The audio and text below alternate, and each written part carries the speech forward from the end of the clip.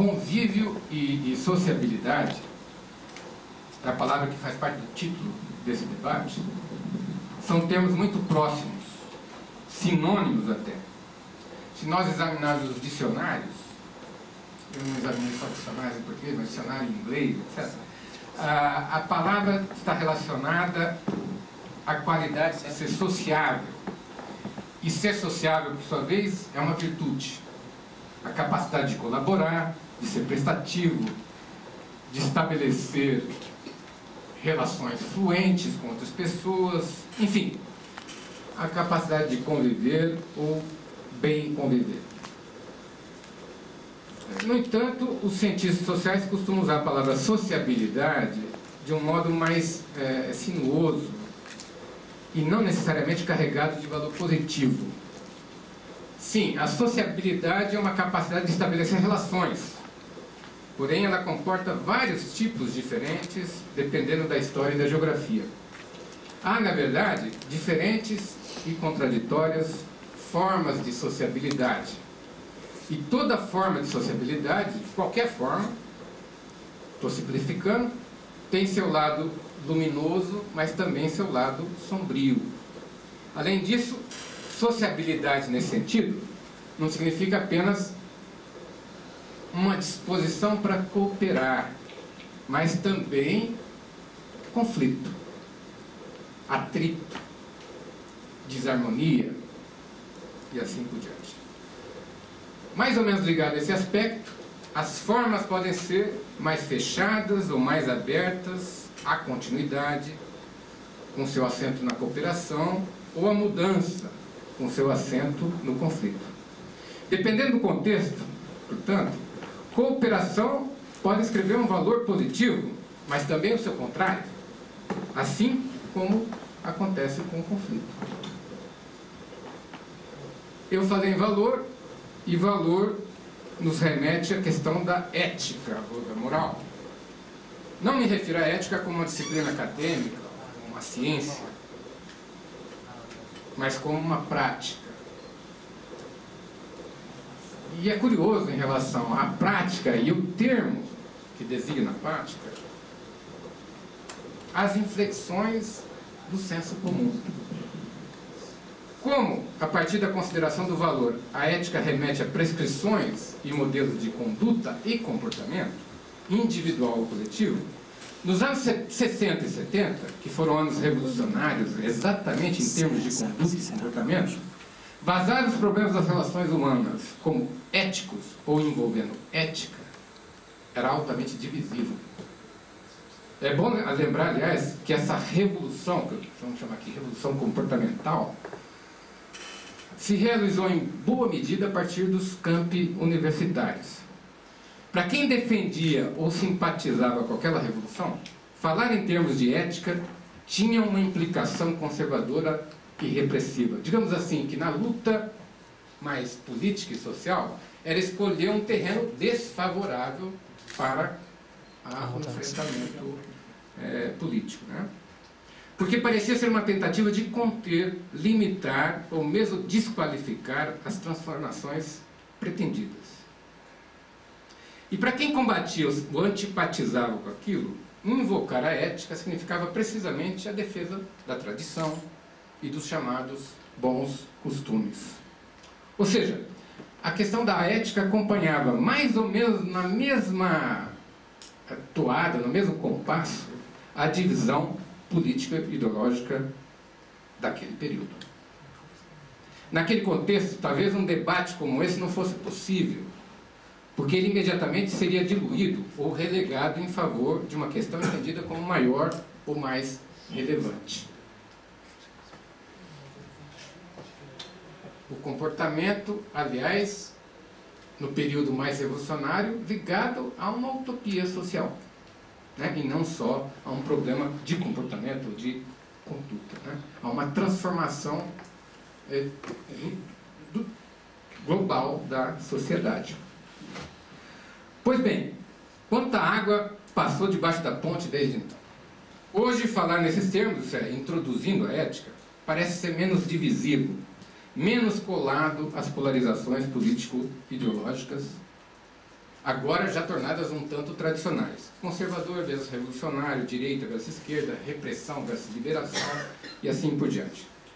Alguém poderia dizer, em resposta, na verdade estamos vivendo a época de uma grande ressaca, uma ressaca moral, como se os campos outrora em combate tivessem percebido que combateram ferozmente embalados numa espécie de porre coletivo e mais tarde tivessem despertado com uma tremenda dor de cabeça.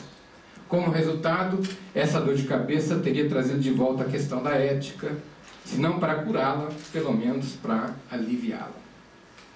Talvez essa leitura é plausível. Mas também é plausível dizer, acho eu mais serenamente, e usando um repertório mais historicista, que a revolução comportamental foi aos poucos exaurindo suas energias criativas, completou o seu ciclo e começou a se rotinizar. E se rotinizou a ponto de deixar-se apropriar seletivamente pelo capitalismo, como uma commodity muito lucrativa, como se pode observar a saturação, desde as lojas de peças íntimas, ao mercado publicitário, à mídia jornalística e eletrônica. Por outro lado, isto é, olhando o lado menos cinzento dessa rotinização, mesmo uma mulher de pendor progressista e feminista, não precisa ser só mulher, um homem de pendor feminista, progressista, pelo menos neste lado do mundo e nesta geração, se sente hoje suficientemente seguro ou segura das conquistas da liberação sexual para voltar, por exemplo, a usar sutiãs. Até mesmo esses que estão na moda, que de tão duros e apertados, mas parece uma armadura medieval, em vez de queimá-los em praça pública. E assim como se permitiu reconciliar-se com sutiãs, eventualmente terá também se permitido um casamento formal e não um amor livre ou qualquer outra coisa menos estável.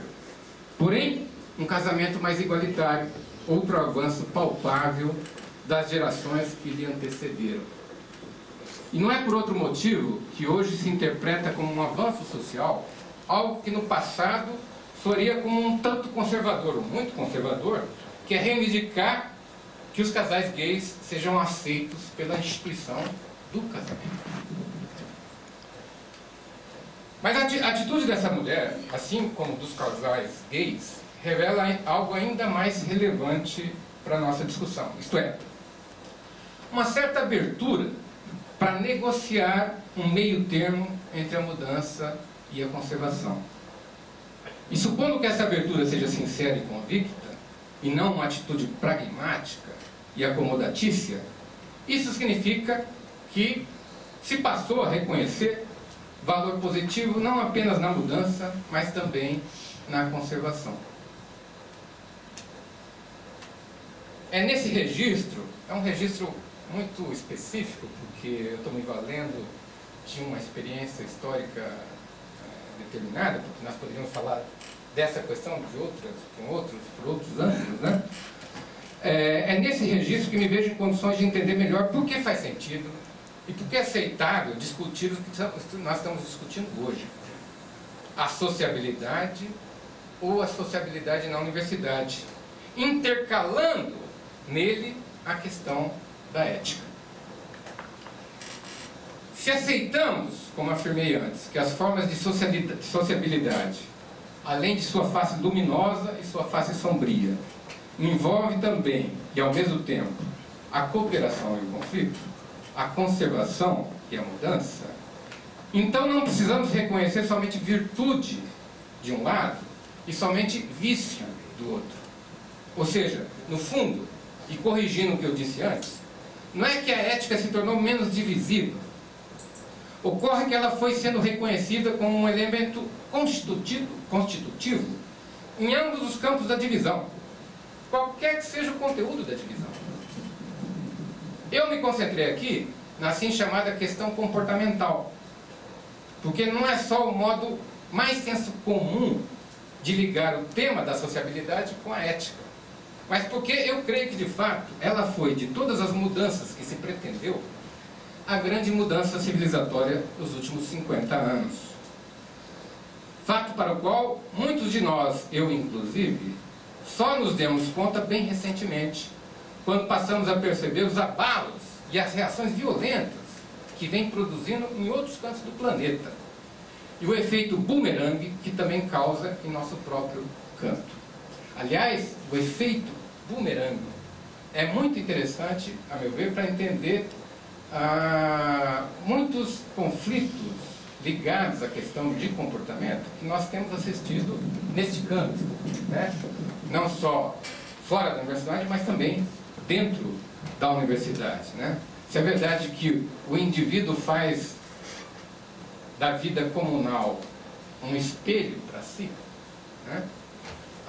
Você pode dizer que também as civilizações fazem da outra civilização um espelho para si, mesmo que seja um espelho invertido, mas um espelho, né? E isso tem um efeito importante na nossa própria identidade de civilização, digamos assim. Mas nós poderíamos estendê-la para qualquer outro aspecto da sociabilidade. Socioeconômico, racial, público ou privado, dentro ou fora de casa, dentro ou fora de sala de aula, etc. Em todos eles, não há por que falar de ética apenas no campo da cooperação. É preciso igualmente remetê-la ao campo do conflito, e talvez até mais no do conflito do que no da cooperação. Porque a ética, como elemento constitutivo das práticas sociais, ao nos colocar o problema do que vale a pena ser vivido e do que não vale a pena, nos coloca no mesmo compasso perante as questões, as questões do limite e do excesso.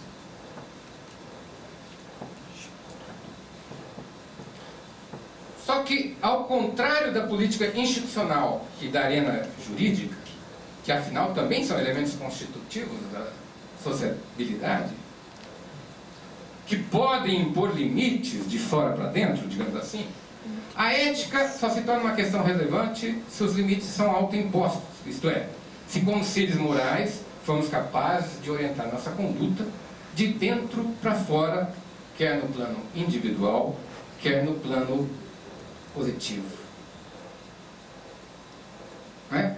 A ética aí, digamos assim, nos supõe agentes que têm uma espécie de um fundo, né?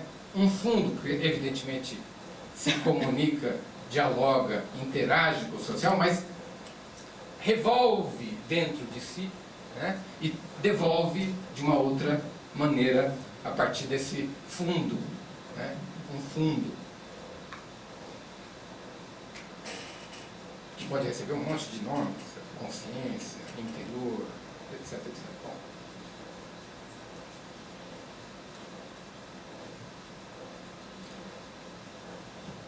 E aqui nós encontramos finalmente o problema da sociabilidade da ética no ambiente universitário.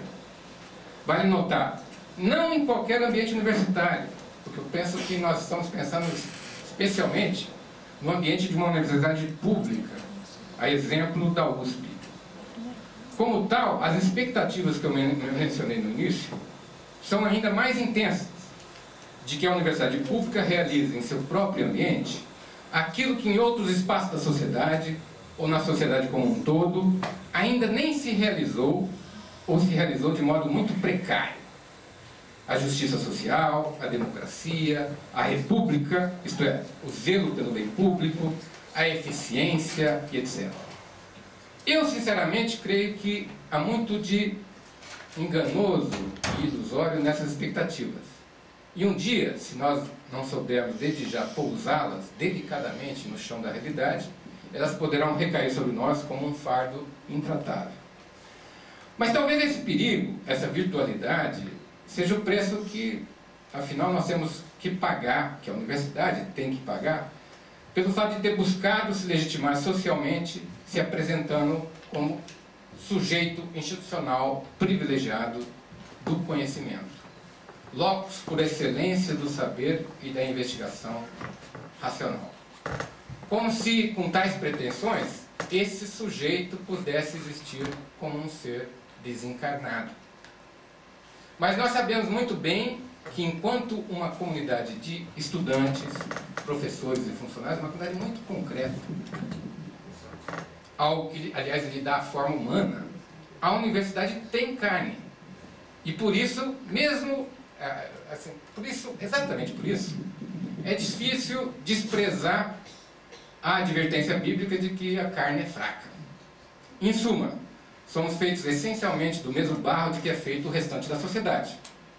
Bastaria isso para lançar uma ponta de ceticismo quanto à possibilidade de uma justiça social melhor, uma democracia melhor, uma república melhor, do que a que temos no mundo que pulsa fora dos nossos muros. No entanto, a despeito disso, e sabendo disso, o Estado reserva à universidade um papel muito peculiar. E para melhor promovê-lo, garante à sua comunidade um atributo que em vários países, inclusive no Brasil, chega a ter um status constitucional, a autonomia. Né? A autonomia, né, ela não é derivada da natureza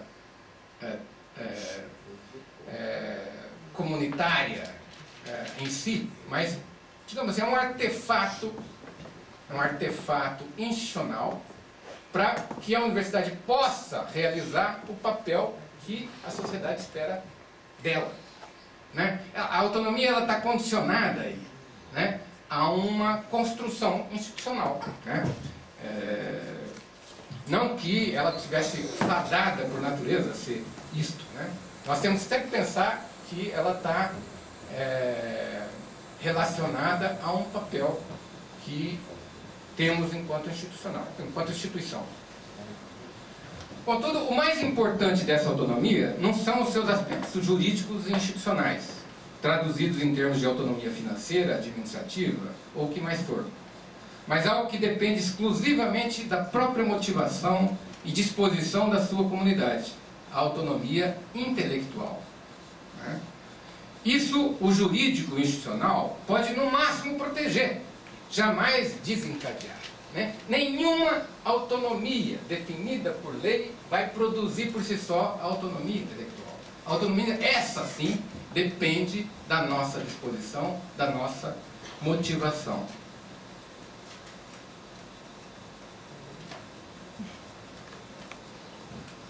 É algo que ou se faz de dentro para fora, como eu disse a respeito do outro questão, ou simplesmente não se faz. E se não pensarmos muito atentamente nesse ponto, é duvidoso que a simples introdução, por exemplo, de regras democráticas na distribuição de poder político dentro da universidade vá alterar substancialmente a qualidade da nossa sociabilidade. A democracia institucional pode até responder a vários problemas da universidade, mas não este que nós estamos discutindo aqui. Como um problema de motivação e disposição interna, a autonomia no sentido intelectual se entrelaça com a autonomia do sentido moral. Né? Porque essa questão de dentro para fora está relacionado a um motor interno que nos faz agir de uma maneira ou de outra. Né? E um motor é impulsionado tendo como combustível valor. Né?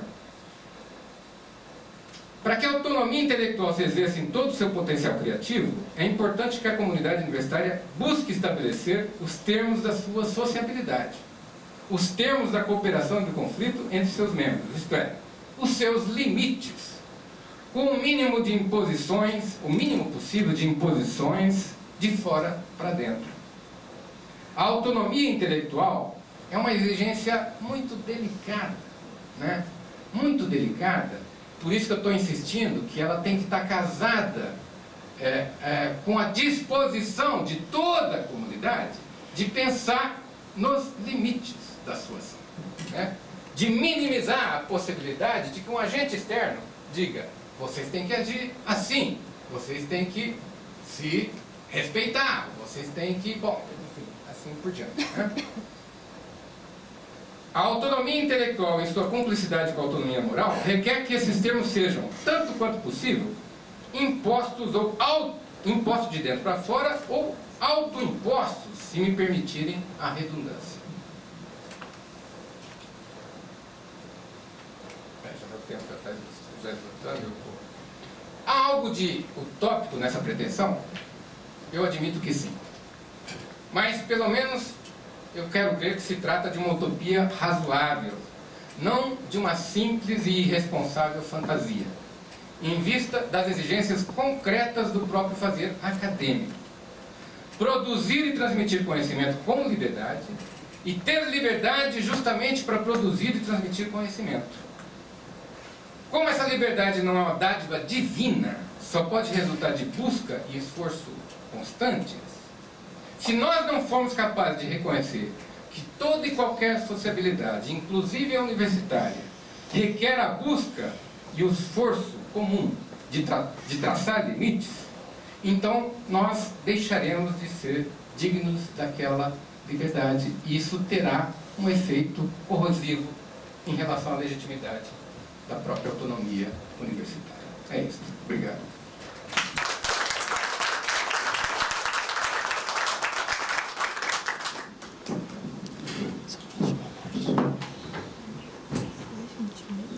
Dando continuidade, então, nós vamos convidar então, o professor Leopoldo Vaibo.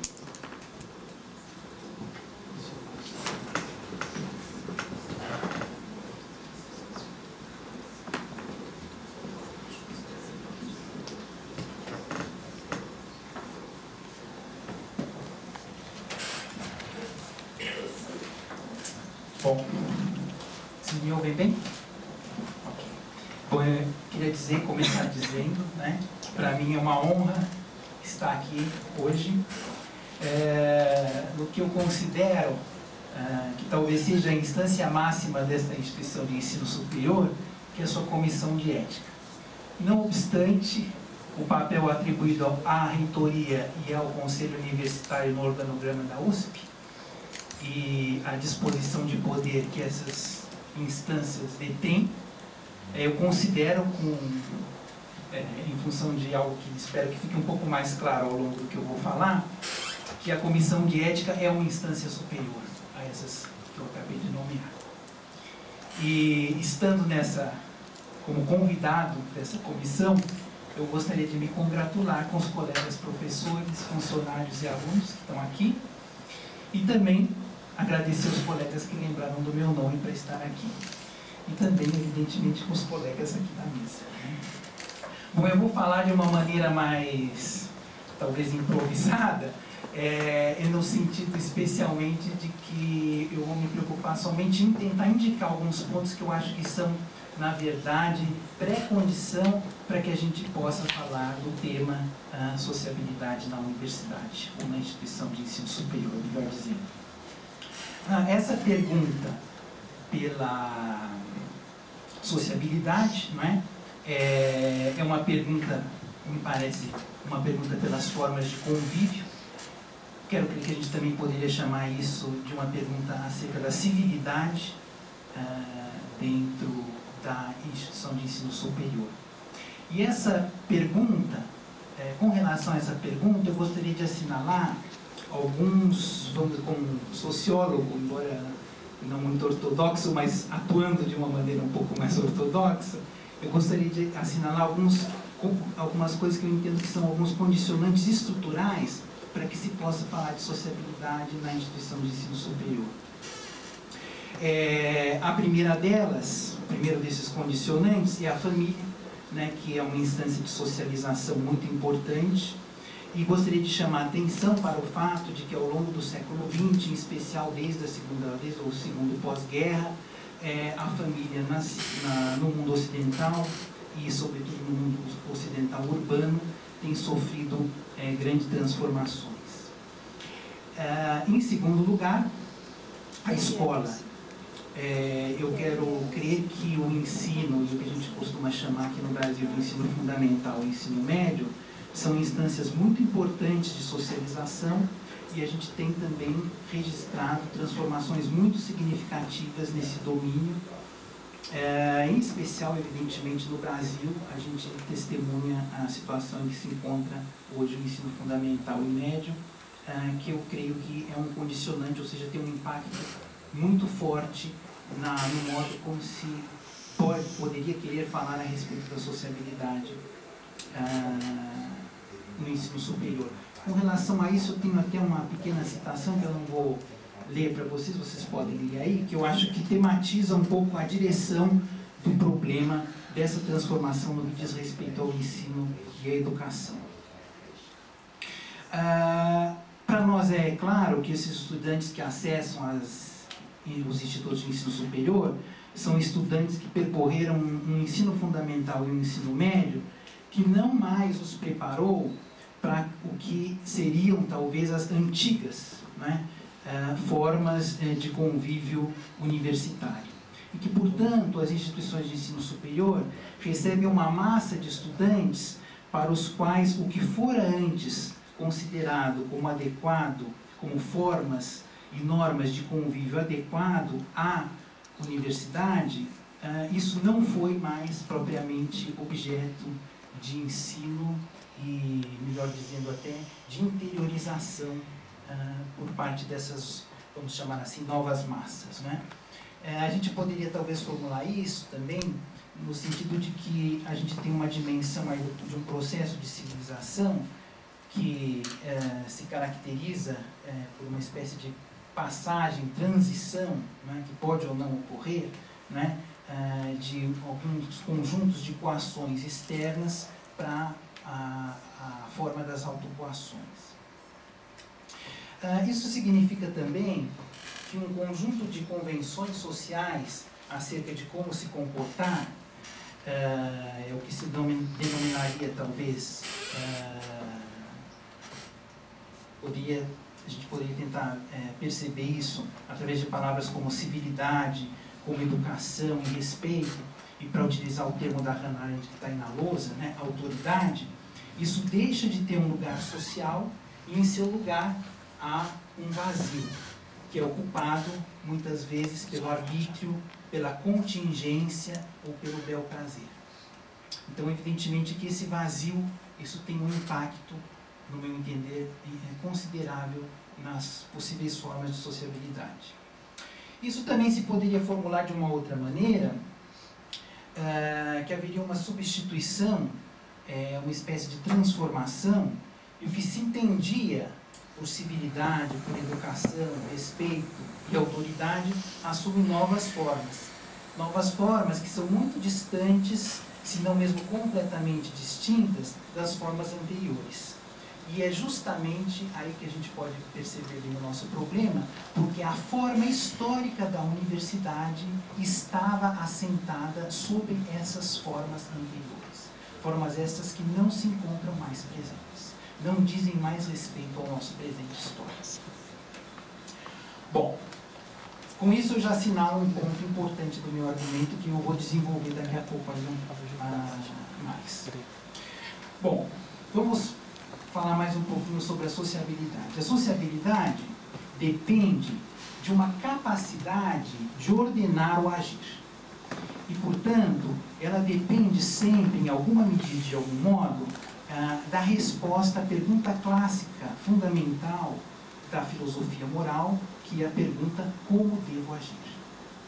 E, portanto, ela depende, em alguma medida, da capacidade de distinguir o que é certo do que é errado no âmbito da ação de cada um dos membros de um coletivo.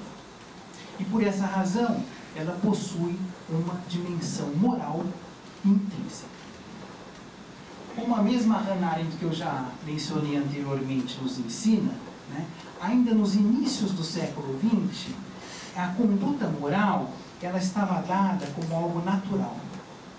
Isso significa, esse natural, né, significa em razão de processos de socialização que se concretizavam nas antigas formas da família e nas antigas formas do ensino, da escola e da educação. Ao longo do século XX, isso tem a ver com aquela citação que eu pus anteriormente na lousa, né? Ao longo do século XX, isso deixou de existir. E aquela voz interior que o Cícero mencionou aqui agora há pouco, né, que dizia para cada um e para todos, né, o que é o certo e o que é errado, essa voz interior que havia sido forjado nas instâncias de socialização, essa voz interior, ao que parece, emudeceu. E ela emudeceu em função das transformações, no meu juízo, né, das instâncias de socialização que não são mais capazes de formá-la.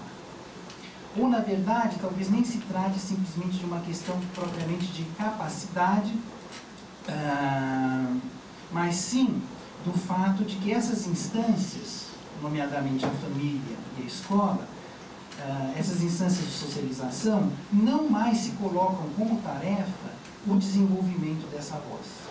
Ou menos, não se colocam essa tarefa tal como ela se colocava anteriormente, ou o desenvolvimento dessa voz tal como essa voz se colocava anteriormente. E, repito mais uma vez, amarrando o ponto anterior do movimento, isso era uma condição estrutural da existência da universidade moderna. Não é possível pensar a universidade moderna sem essa condição estrutural. Portanto, falar da sociabilidade na instituição de ensino superior remonta às condições dos membros desse coletivo que estão forjadas, no meu entendimento, em etapas anteriores ao ingresso na instituição de ensino superior. Isso sobre a sociabilidade. Agora eu queria falar um pouquinho sobre a universidade do passado e a instituição de ensino superior hoje. E para isso eu gostaria de pedir a atenção de vocês para esse esquema que está posto aí na luz. Evidentemente que eu não vou poder trabalhar em detalhe, muito pelo contrário, esse é um esquema para uma apresentação, para lançar o problema rapidamente para vocês, de um modo simplificado, esquemático e bastante generalizado, mas que não obstante tudo isso, eu creio que é cabível para uma problematização inicial desse problema. Então, o que eu queria destacar para vocês, quem se interessa pelo tema sabe que a Universidade Moderna é uma criação do século XIX, ela tem data de nascimento, 1810, lugar de nascimento Berlim, e gestador parteiro, né, Guilherme de Humboldt.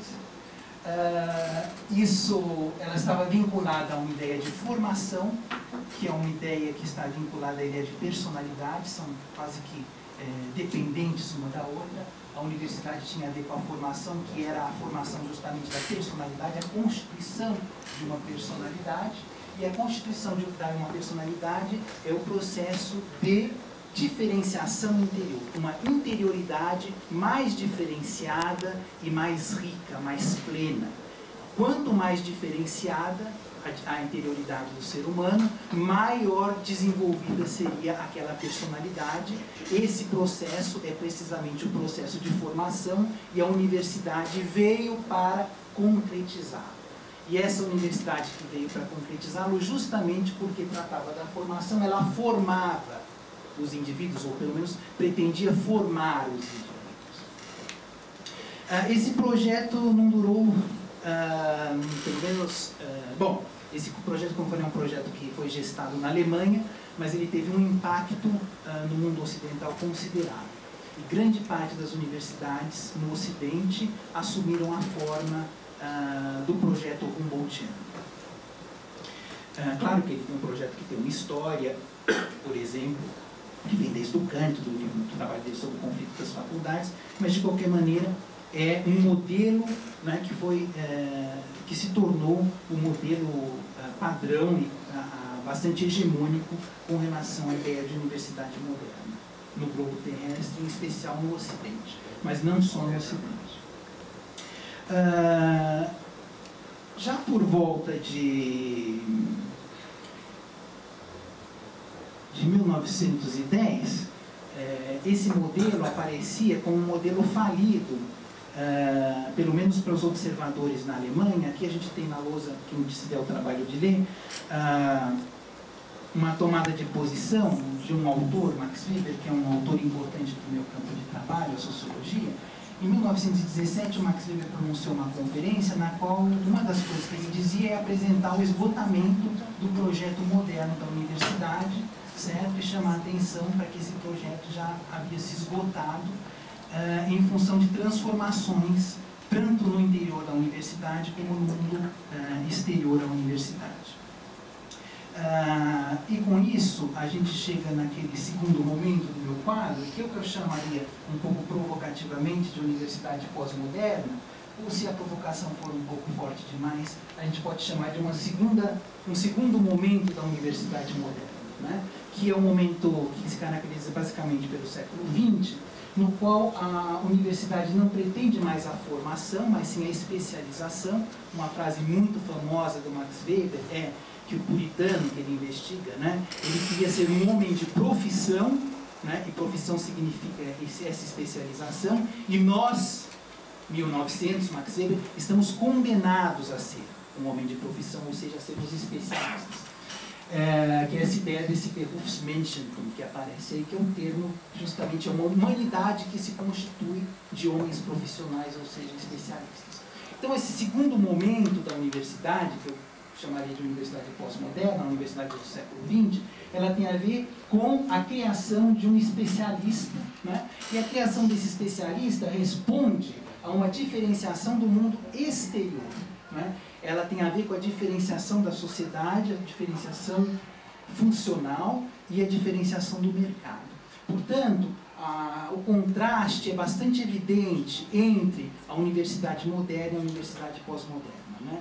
E a universidade pós-moderna não tem mais nada a ver com formação, não tem mais nada a ver, portanto, com formar personalidades, mas sim ela busca especializar e, com isso, criar especialistas que podem atuar nesse mundo exterior que é altamente diferenciado, cada vez mais diferenciado. Portanto, então, já por volta de 1900, essa obsolescência da formação em favor da especialização estava sendo percebida, né? E notem bem que a contraposição da especialização com a formação não se dá por conta de um enfoque, vamos dizer assim, generalista versus um enfoque particularista, porque isso é uma consequência de uma diferença de base, que é o ponto de referência passa a ser do interior para o exterior. É um processo da interioridade, num caso, e um processo do mundo exterior, no outro caso. Bom, é evidente que o ensino, hoje, no século XXI, ele não diz respeito a nenhuma dessas duas formas, né? E por isso eu defendo a ideia que nós devemos parar de falar em universidade e falarmos em instituição de ensino superior, né?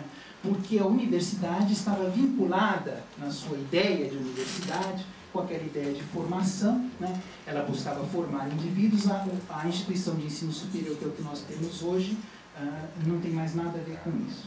Eu tendo a sugerir que essa instituição de ensino superior, que ocupa, vamos dizer assim, estruturalmente, né, ou é o equivalente funcional, mais ou menos, do que havia sido anteriormente a universidade, ela busca uma deformação, porque ela não forma nem especializa ninguém, né, e ela, na verdade, o que ela faz é responder a uma indiferenciação diferenciada do mundo exterior, né?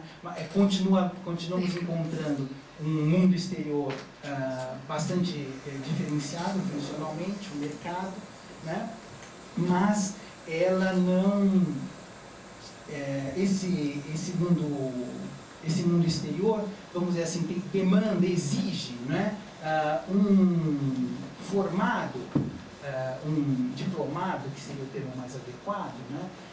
Que na verdade não é propriamente um especialista, porque a gente sabe que a especialização hoje é um processo que demanda muito mais tempo e trabalho do que um curso de graduação em instituição de ensino superior pode pretender. Evidentemente isso nem se fala com relação à formação, que é uma coisa que, vamos dizer assim, cujo momento histórico, né, já passou há muito tempo.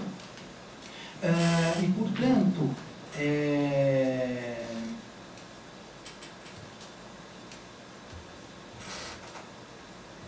me parece que a ideia da deformação faz sentido nesse contexto, e o produto, entre aspas, final, né, ou o que objetiva essa instituição de ensino superior é justamente diplomar, né? Esse processo de diferenciação funcional do nosso presente não é que ele propriamente retrocede, por isso sua dimensão de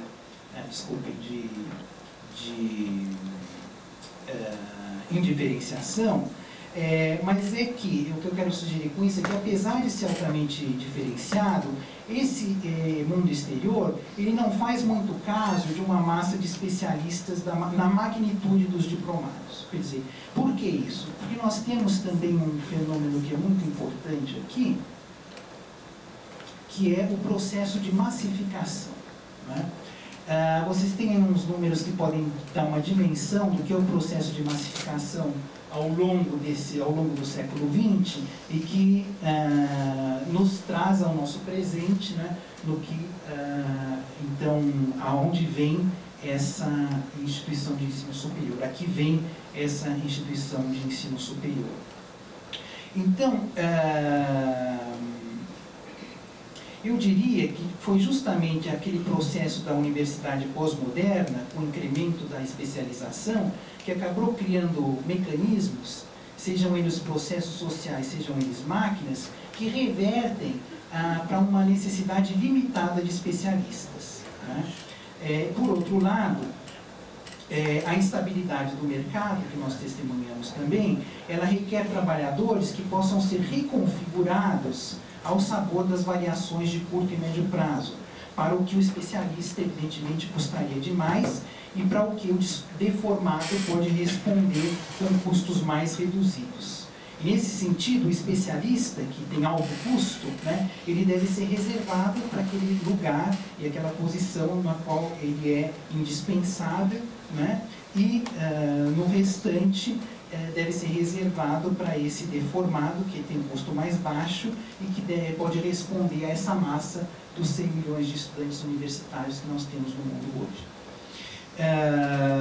Exemplo disso, o melhor exemplo disso tudo, né, é o Acordo de Bolonha, que unificou o ensino superior na Europa, né, diminuindo drasticamente os tempos de titulação e consolidando essa passagem da criação do especialista para a deformação, reduzindo os custos, e depois é no mercado de trabalho que esses deformados vão adquirir as competências que são necessárias para a concretização do trabalho que eles, porventura, venham a desempenhar, não na instituição de ensino superior.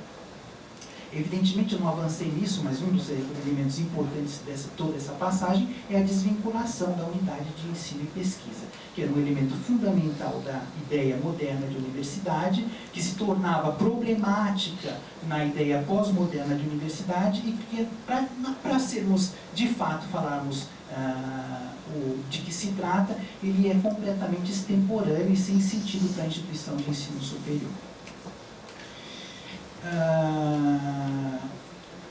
Ok. Quanto tempo eu já falei? Geralmente eu posso falar, tá? 15 minutos, ok. Então eu vou deixar de lado aqui um pouco mais essa discussão e eu quero passar um pouco para o último tópico, que é a filosofia moral e a ética, que eu já mencionei no começo, quando eu falei a respeito da pergunta como eu devo agir, né? Tem uma citação que eu gostaria também de propor para vocês, né, do Adorno, num curso que ele deu sobre filosofia moral, que não é esse Adorno, mas é um outro, é o Adorno também, sociólogo como esse aqui, mas Outro desconfiava mais da razão. Bom, essa substancialidade que ele fala aí, ou seja, essa validade dos costumes, que são os famosos mores, né, de que derivariam a moral e o agir moral, ou seja, um conjunto de convenções que eram compartilhadas pelos membros de um coletivo, depende de uma espécie de laço entre o coletivo e o singular, entre a sociedade na qual se vive e o singular que vive nessa sociedade. Esses costumes e convenções é justamente aquilo que enlaçavam um ao outro e com os seres humanos, com os grupos nos quais eles vivem e com os modos de viver específicos desses grupos humanos, né?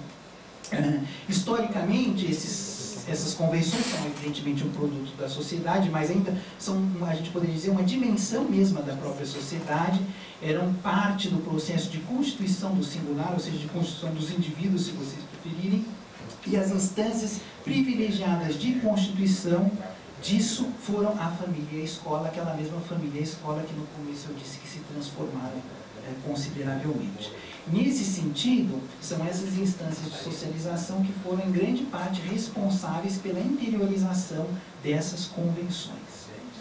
Bom, em função disso tudo, a gente poderia dizer, né, que a gente tem uma espécie de obsolescência da ideia da moral, propriamente dito, né? E onde resta alguma coisa dessa necessidade de problematização da moral, ela é substituída pela ética. A gente tem uma espécie de deslocamento da discussão do que era formulado anteriormente no plano da moral para o que é atualmente formulado em termos de uma ética.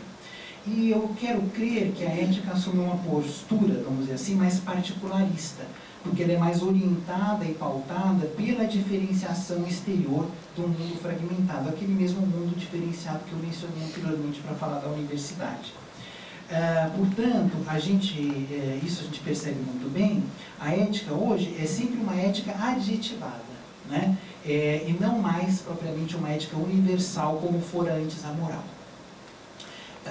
É uma ética na instituição de ensino superior, é uma ética na pesquisa, é a bioética, é a ética na política e assim por diante, né? Por outras palavras, então, a ética é um modo instrumentalizado em função das exigências do mundo atual, que é aquele mundo diferenciado que eu mencionei, né, de responder de modo instrumental e particular ao que no âmbito da moral exigia e postulava um estatuto de universalidade. Bom, evidentemente que a sociabilidade humana tem a ver com a vida humana que se realiza em meio a um grupo de seres humanos ao qual essa vida pertence, né? Pertencer significa compartilhar, mas o que é de fato compartilhado, né? A gente não se sabe, se a gente não sabe acerca desse patrimônio compartilhado, é difícil que haja uma concordância ou uma harmonia entre o modo de agir do singular e os modos como o grupo no meio no qual ele age, concebem, avaliam e julgam as ações dos membros. O processo de socialização no âmbito tanto da família como da escola havia sido a instância por excelência de compartilhamento de um patrimônio cultural, social e humano.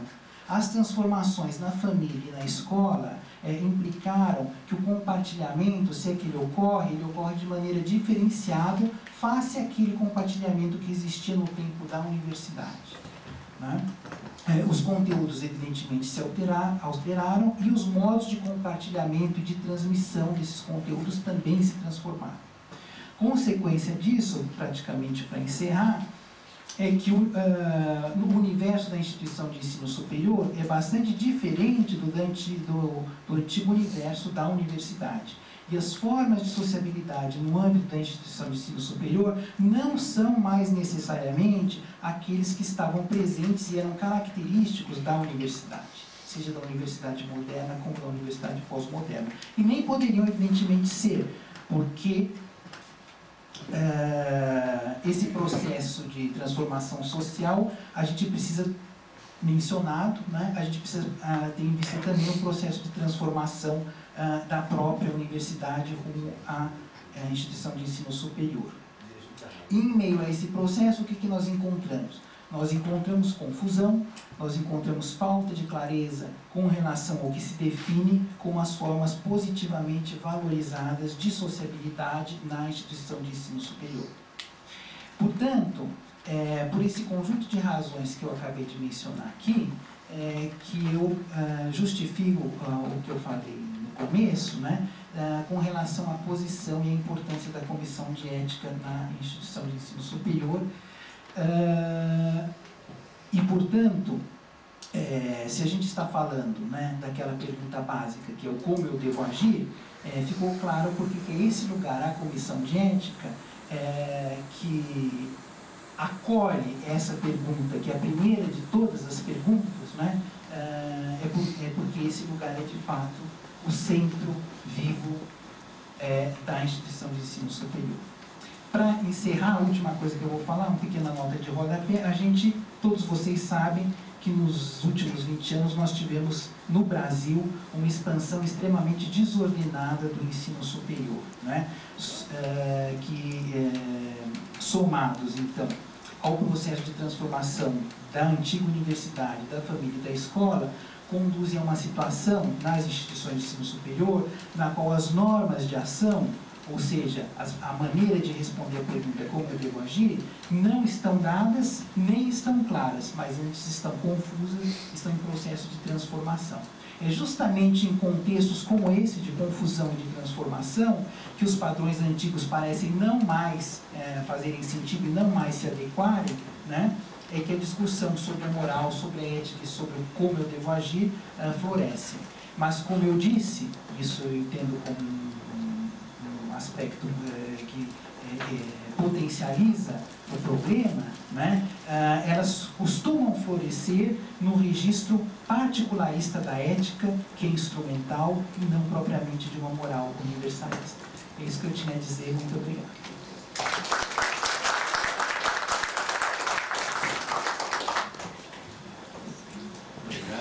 Dando continuidade, então, vou convidar o professor Sérgio Adorno para as suas considerações.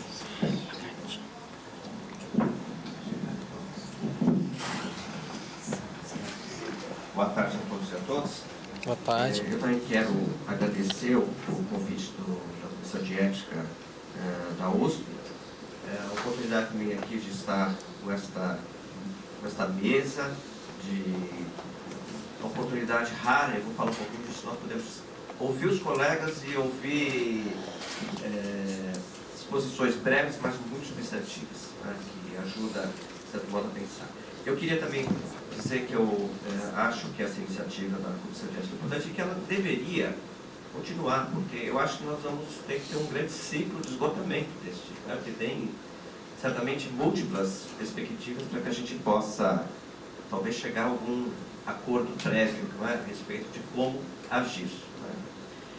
Eu vou, certamente, o que eu vou falar aqui não vai destoar exatamente do que os professores Cícero e Leopoldo colocaram. Aliás, eu mais ou menos imaginava pelas conversas que tenho com o professor Leopoldo, e de certo modo vai haver muita coincidência, embora talvez alguma divergência no final da minha reflexão. Mas eu quero começar com um fato que diz respeito um pouco do estado de espírito das relações éticas na vida cotidiana.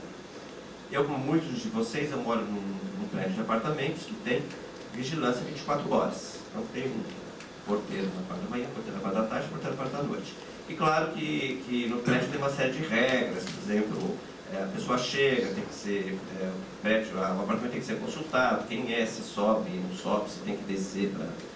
Então, eu vivia sistematicamente, na época que eu podia permanecer alguns horários no apartamento, trabalhando, estudando, né? Isso agora se tornou raro, mas eu me lembro que a coisa acontecia assim: se eu estivesse em casa trabalhando, o porteiro ligava e dizia assim: professor, há uma correspondência para o senhor aqui embaixo. Se pegava a correspondência. Chegava à noite, o porteiro da noite dizia assim: doutor, a pizza chegou.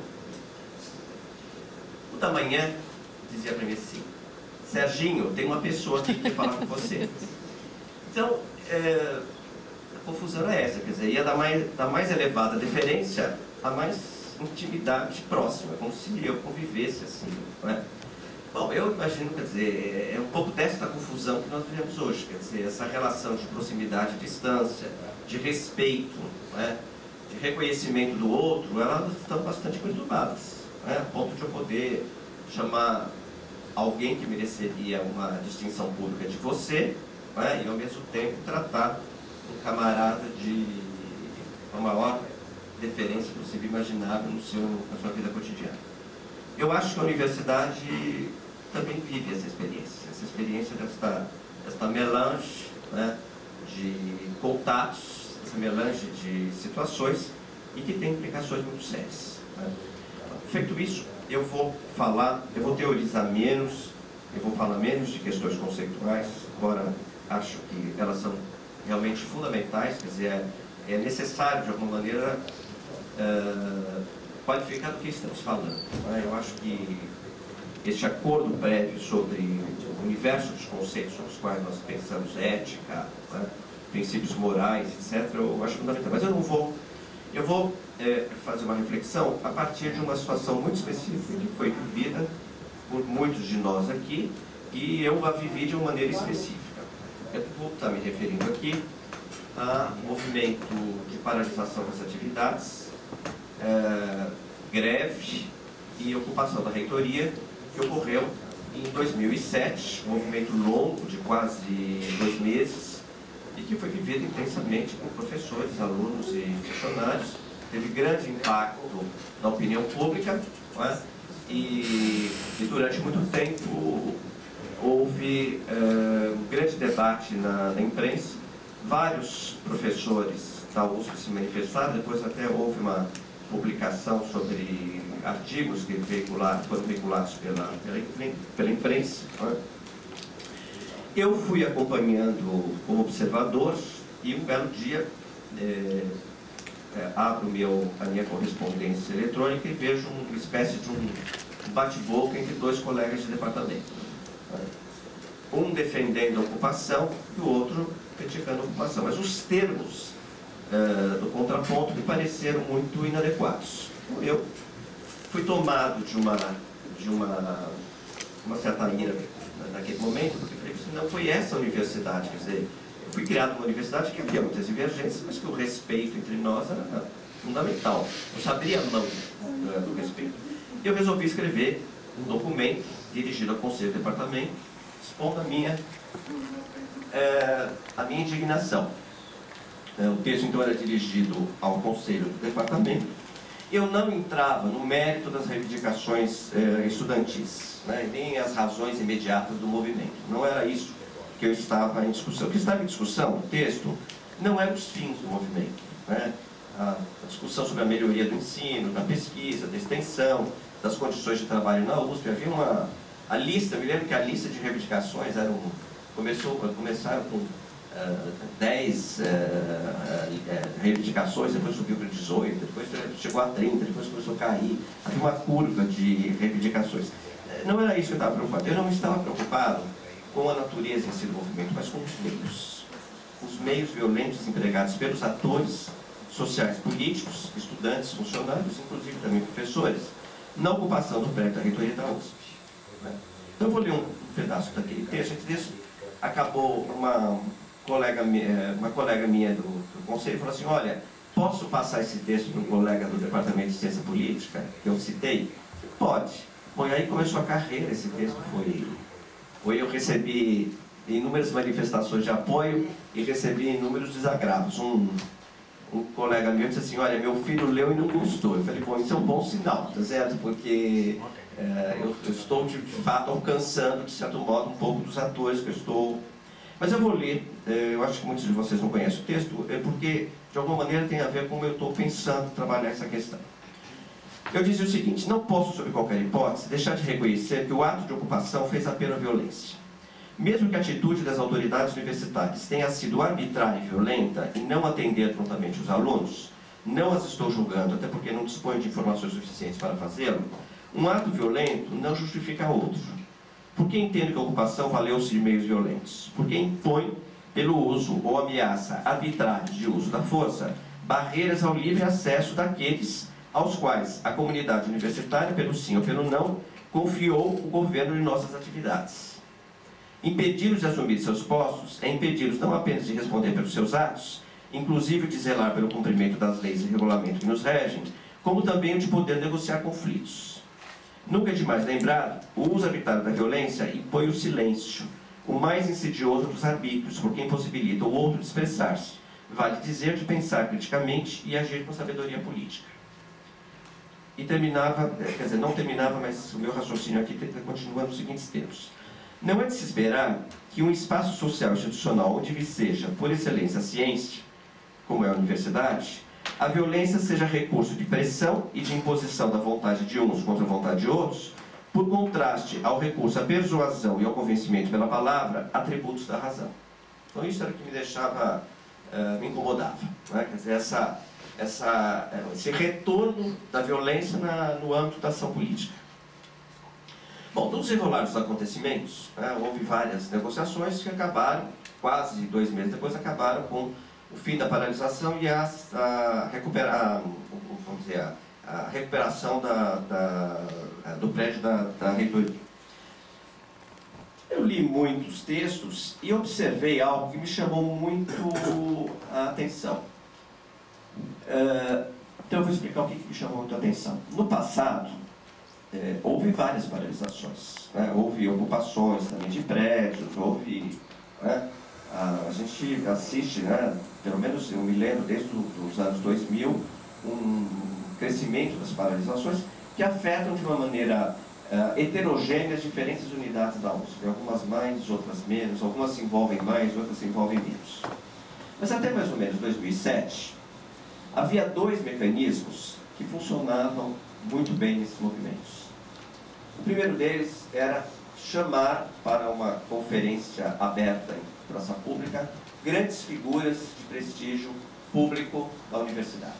Antônio Cândido, Aziz Abissabel, Marina Chauí, Dalmo Dallari, quer dizer, estou citando alguns, certamente muitos outros, que era uma espécie de caução à abertura das negociações. Ou seja, estávamos falando com pessoas que estavam, do ponto de vista moral, acima das nossas suspeições. Então era um mecanismo fundamental. Nos bastidores, tinha uma série de professores que tinham ascendência no movimento estudantil e conseguiam então fazer os acordos, as negociações. Então, esses 2 mecanismos operavam. Eles demoravam um pouquinho, mas produziam resultado. Em 2007, os mesmos mecanismos foram acionados, mas eles não surtiram nenhum efeito. Eu me lembro que se chamaram as grandes figuras, elas vieram, falaram, era um número muito grande de alunos, eles sentaram, ouviram, e como se nada tivesse acontecido. E o segundo mecanismo é que os tradicionais negociadores foram rechaçados. Vários colegas que tinham inclusive essa facilidade, essa confiança, foram praticamente expulsos das negociações. Ou seja, sociologicamente, havia ocorrido uma ruptura da comunicação política entre os atores envolvidos no movimento. Não era possível mais estabelecer um espaço de negociação. Infelizmente, dado que essa greve foi longa, o estresse foi muito acentuado, não foi possível que nós, sobretudo professores, mas alunos e funcionários, nos ocupássemos de reflexão do que tinha acontecido, quer dizer, o que estava acontecendo, que explicasse, ou que pelo menos nos iluminasse essa ruptura dessa comunicação política. E eu acho que, a partir de 2007, essa ruptura tendeu a se agravar, e sobretudo porque a escalada da violência, das manifestações de protesto e desobediência começaram a ocorrer cada vez mais de maneira acentuada. Tudo indica que profundas mudanças estão em curso. Elas envolvem padrões aceitos de sociabilidade internas da comunidade da USP e, em decorrência, colocam em discussão temas fundamentais para a nossa convivência. Além dos princípios éticos que devem reger o cotidiano das nossas atividades, docência, pesquisa, extensão, gestão, etc., quer dizer, a convivência, que a gente poderia dizer, civilizada, um problema raramente discutido apareceu com muita força. Já foi exposto aqui de uma maneira pelo professor Leopoldo, da crise de autoridade. Por que obedecer naquele clima? Essa questão só aparecia, A quem obedecer? Em nome do que obedecer? Como articular obediência, resistência, liberdade, conflito e cooperação? A questão, por exemplo, dos limites que foram colocados aqui pelo professor Cícero. Esse me parece que são os problemas fundamentais da nossa vida. Nós temos uma crise de identidade, temos uma crise de autoridade e temos uma crise de confiança nas relações de uns em relação aos outros. Nota de rodapé, eu como diretor da Faculdade de Filosofia, estou estranhando, embora estou lidando dentro do possível, o fato de eu estar numa posição de poder, eu sou inimigo. Eu já sou na origem eu já sou inimigo. Quer dizer, toda a minha longa história de compromisso com direitos humanos, de luta pela proteção daqueles que foram excluídos dos direitos fundamentais, do Estado de Direito, tudo isso é absolutamente obscurecido, não existe, né? E eu sou acusado de ser inimigo de... Quer dizer, sou acusado não, eu acho que não chegaram a isso, mas passa um pouco essa sensação de que eu sou o inimigo de classe a ser combatido. Então eu fico me perguntando, de onde isso vem? Né? De onde isso releva? Claro, é um tema complexo para análise, não é? Em termos sociológicos, o professor Leopoldo já colocou vários dos constrangimentos estruturais, não é? Eu gostaria de lembrar, além de toda a questão da família, a questão da escola, toda a questão das mudanças abruptas no mercado de trabalho, não é? O papel da tecnologia na organização da vida cotidiana, não é? O modo como hoje utilizamos o tempo, espaço, mobilidade, corpo, representação pública, tudo isso alterou profundamente a imagem que uns fazem de si e fazem dos outros.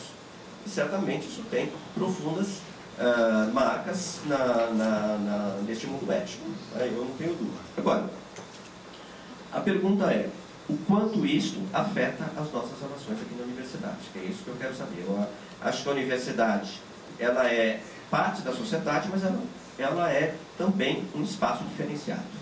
A gente não pode ignorar que a universidade ela tem finalidades específicas, ela tem um certo tipo de convivência interna que não é convivência geral da sociedade, né? Acho que eu teria que fazer aqui uma reflexão, que certamente esperariam de mim aqui, mas eu não vou fazer, que é o significado da violência na vida cotidiana, né?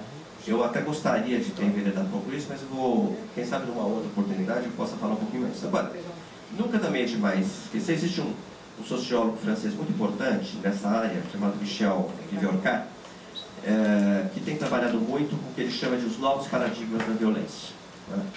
E ele mostra algo que me parece muito importante, que até mais ou menos os anos 60, a violência nas relações políticas era, de certo modo, aprovada, né? Por exemplo, a violência utilizada contra o colonizador, a violência utilizada contra as ditaduras, os regimes opressivos, ou seja, como forma de libertação, né? Então havia uma espécie de uma aprovação da violência.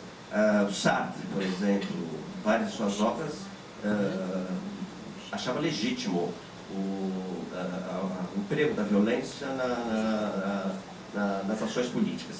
O Sartre escreveu prefácio de um livro muito importante chamado Os Condenados da Terra, de François Fanon, que era um intelectual que falava sobre a questão da descolonização africana. O Sartre escreveu um texto tão radical, o texto do Fanon parece que ficou assim meio suave, né? O texto do Sartre era... Olha, o que nós começamos a ver a partir dos anos 70 é uma inversão, quer dizer, é uma condenação intelectual à violência, né? Quer dizer, é muito difícil você encontrar hoje um intelectual que vem aqui e diga, não, a violência é um instrumento legítimo da ação política.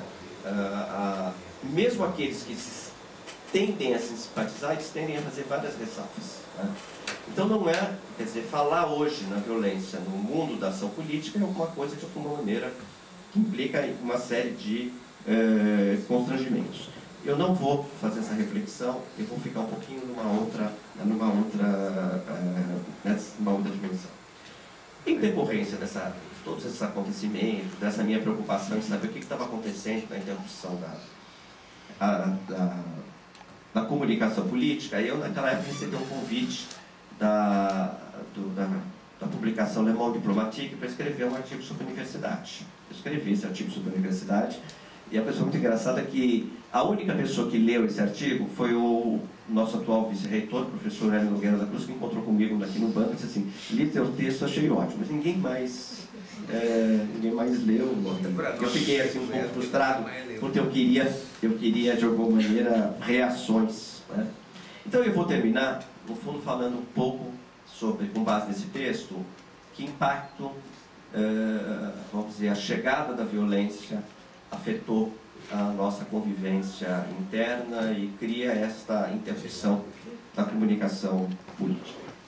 E é inevitável comparar o passado com o presente. Né? Eu vou falar de alguma coisa que foi muito a minha experiência, mas eu tenho certeza que também, guardadas as diferenças, foram experiências de muitos aqui.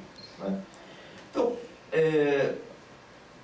hoje se fala muito na crise da universidade. Né? O professor Leopoldo, de alguma maneira, deu de entender que nós atravessamos uma crise. O professor Cícero também, quer dizer, a universidade não consegue mais cumprir a sua missão, né? Tal como foi pensada, por exemplo, no século XIX. Né? O sintoma mais evidente dessa crise comparece com frequência nas falas dos antigos mestres e pesquisadores, nas quais se deixa entrever a nostalgia de um passado que não mais parece ter lugar na atualidade. Vou fazer alguns. Os mestres eram respeitados pelos alunos e funcionários. O ensino, não divorciado da pesquisa, era pautado por horas e horas de copiosa preparação. O aprendizado, o privilégio daqueles que podiam chegar aos bancos universitários de uma sociedade profundamente atravessada por constantes desigualdades sociais, era rigoroso, pois que exigia, por sua vez, horas e horas de concentração e estudo solitário. Isso era um exemplo. A gente sempre fala aí aquela ideia, então, de que o professor era uma figura de autoridade. Não era uma autoridade ditada pela lei, mas era uma autoridade ditada pela sua sabedoria, pelo seu conhecimento e pela sua capacidade de transmitir o conhecimento. O que dizer das ciências da universidade? O Leopoldo já colocou aqui. Ciência desinteressada, dizia-se, imune às pressões do mercado, dos movimentos sociais e da política, inclusive do projeto desenvolvimentista que nutriu por muitos anos a imaginação dos políticos profissionais na construção de um novo país afinado com o desenvolvimento econômico e social. Me lembro muito bem que no final dos anos 60 e 70, se falava muito em ciência e justiça, etc., mas se procurava manter uma certa equidistância de um projeto desenvolvimentista, modernizador, né? Essa ciência tinha que ter uma posição razoavelmente equidistante deste projeto. Na mesma direção, as manifestações culturais no interior da universidade pretendiam representar tão somente o que de mais elevado e nobre havia nas áreas. O cientista completo ocupava-se não apenas de ciência do puro, mas também versava sobre literatura, artes plásticas, artes cênicas, música e iconografia. Era bom memorialista, quando não menos respeitava o poeta, contista, cronista e às vezes até filósofo. Pouco importa se fossem físicos, químicos, biólogos, tecnólogos ou ciências sociais. Todos pareciam movidos pelos mesmos ideais. Lembro também, os cientistas sociais não eram tão ignorantes da hard science como somos hoje. A gente olha a ciência dos outros com uma certa... Isso eu não entendo, também não quero entender. Né? Não era assim. Quer dizer, os grandes cientistas sociais também tinham uma formação e, de alguma maneira, conseguiam entender para onde a ciência estava caminhando. Seria preciso uma detida investigação histórica nas bibliotecas dos velhos cientistas e mestres para demonstrar o quanto ciência, cultura, verdade e filosofia andavam de mãos dadas, se figuravam dissociados. Uma vez eu estava na minha sessão de terapia, e o meu terapeuta chegou com um volume maravilhoso de literatura francesa, e falou: olha, quero te dar de presente, isso aqui eu ganhei do Pacheco e Silva. O Pacheco e Silva foi um grande psiquiatra, né, um dos maiores psiquiatras aí dos anos 30, 40. Ele tinha uma biblioteca fantástica. Né? Quer dizer, ele era além de cientista, ele era um grande intelectual. Bom, não é possível aquilatar o quanto essa nostalgia corresponde aos fatos. Como toda nostalgia, ela é parte da memória coletiva e da construção seletiva da história. Contudo, tampouco é menos verdadeira nela reconhecer seu limite. Um modelo elitista aristocrático sob férreo controle daqueles que se encontravam à frente das cátedras, fundado em uma concepção hegemônica de ciência e, quiçá, de cultura e artes. Esses limites estimularam o acúmulo de tensões e conflitos, agravados pelo advento da ditadura militar, que impôs silêncio às vozes dissonantes e afastou, pela aposentadoria compulsória, perseguição política, as lideranças político-acadêmicas mais consequentes. Bom, eu acho que não é o caso de eu ficar aqui repertoriando, historiando o que foi esse processo, o que foi a ditadura, o que foi a reforma universitária no contexto da Universidade Brasileira e, particularmente, das universidades públicas paulistas e, especialmente, no caso da USP. Certo ou não, várias consequências foram sendo produzidas e uma delas, eu quero me reportar, tem a ver com algo que o professor Leopoldo já colocou aqui. dizer, num espaço muito curto de tempo, enveredamos pelo caminho da especialização. Né? Quer dizer, inicialmente as hard sciences foram caminhando nessa direção, né? Elas foram um pouco em função das pressões externas, um pouco, em grande medida, também pela competição externa. Né? As ciências sociais ficaram durante um certo tempo meio na retaguarda, fazendo a crítica, mas nos últimos 20 anos, né, há uma mudanças muito acentuadas na forma de organização do trabalho acadêmico-científico no campo das ciências sociais. O laboratório, ainda que guardadas as suas singularidades e especificidades, é uma realidade hoje, né, na área de humanas. Eu, lá na Faculdade de Filosofia, de um lado tenho ficado muito satisfeito com a organização, a dinâmica dos grupos que estão se formando, se constituindo. Agora, por outro lado, também estou enfrentando a dificuldade de você ter uma infraestrutura capaz de dar conta das mudanças que estão se operando. Mas isso tudo aqui para dizer o seguinte: não se trata aqui de eu fazer uma condenação, talvez essa é a nossa um pouco da linha de verde. Eu não acho que não quero fazer aqui uma condenação da divisão e da especialização científica. Eu acho que a especialização científica é um fato, né? É uma força inexorável, né? Não dá para a gente dizer, olha, não deu certo, eu vou voltar para trás. Né? Eu acho que é uma força, uma realidade. Né? Acho que nós temos ganhos com a especialização, né? Em termos de ganhos de escala, por exemplo, tratamento de saúde, áreas de saneamento. Quer dizer, não há como negar. Dizer que para quem que serve, podemos discutir politicamente o alcance dos resultados dessa especialização, etc. Mas, de qualquer maneira, eu acho que não dá para a gente ignorar isso. Agora, na nossa universidade, a especialização provocou um efeito complicado. Por quê?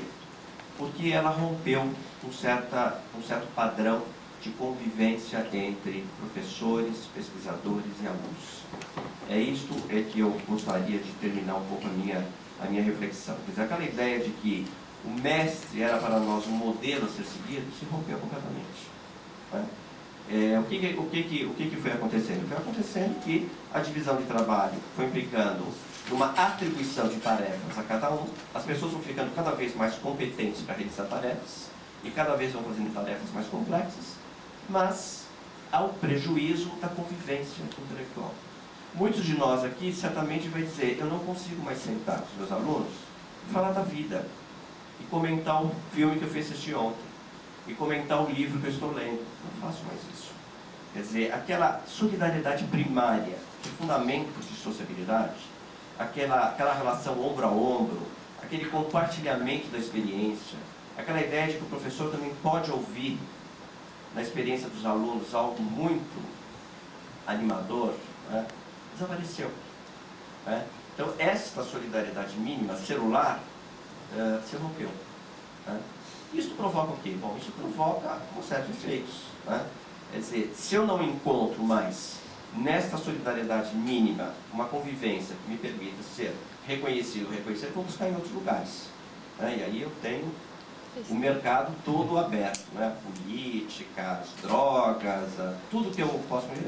Eu tenho outros espaços de realização, né? Mas com prejuízos para a nossa convivência na universidade. Eu termino dizendo, eu acho que é isso que nós precisamos refletir, nós precisamos discutir como resgatar esse espaço, né? Como resgatar esse espaço da convivência. Eu não tenho respostas, eu não quero reproduzir o passado. Eu acho que o passado, ele é passado, ele se esgota. Né? Agora, é preciso um trabalho de invenção política. Nós precisamos refletir e inventar novas formas de convivência. Recuperar a ideia de que o laboratório é um lugar de vida feliz. É um lugar de que eu posso ir lá, não só exercer a minha tarefa, mas conhecer melhor o professor, né? Conhecer os seus defeitos, ver como humano. E como humano, eu sou capaz de reconhecê-lo como modelo.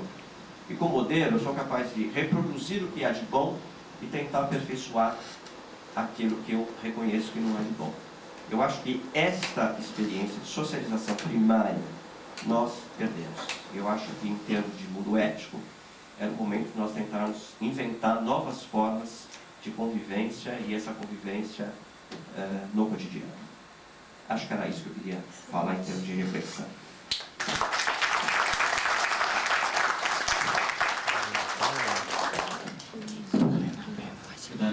gostaria então de solicitar ao professor Lúcio relatário das suas considerações.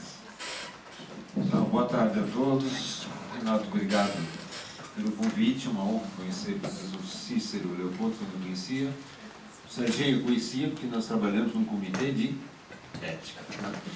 Nos persegue lá no comitê de ética em pesquisa com seres humanos lá na psicologia. Bom, eu vou falar, né, sou mestrando no ninho aqui, né, então eu vou falar do ponto de vista da psicologia, portanto, do ponto de vista da formação do sujeito. Mas para equacionar a questão, já bem equacionada pelas pessoas que me antecederam, e cartesianamente falando, nós estamos nas relações sociais, não? Um tema amplo. São as relações sociais, as relações interpessoais.